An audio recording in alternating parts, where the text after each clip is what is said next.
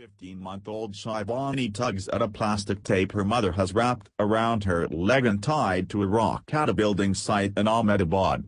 Barefoot and caked in dust, the toddler spends 9 hours a day in temperatures over 40 degrees Celsius, attached to the 4.5-foot tape marked "Caution." Sarta Kalara, her mother, says she has no option. She and her husband work for Rs 250 each, $3.70 a shift, digging holes for electricity cables. "This site is full of traffic, I have no option. I do this for her safety.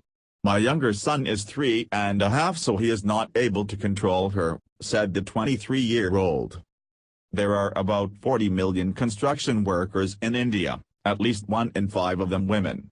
The majority are poor migrants, who shift from site to site, building infrastructure for India's booming cities. It is not uncommon to see young children rolling in the sand and mud as their parents carry bricks or dig for new roads or luxury houses. Many such families live in tents on site or, like Shivani's, bed down in the open at night.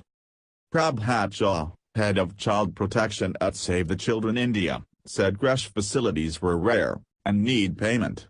There should be creche facilities, either from the government or the construction companies. There should be a safe place for these children. They are at real risk of being hurt, Mr. Jha said. While Shivani is tied to a rock, men pause for coconut and water amid the searing heat as mothers take quick breaks to feed their kids. Parents said their children usually stay with them until they are 7 or 8 years old. Then they are sent to live with grandparents in poor tribal villages in a neighboring state. Holding Shivani is the plastic tape dangled from her leg, Kalara said managers turn a blind eye to her plight. "They don't care about us or our children, they are only concerned about their work."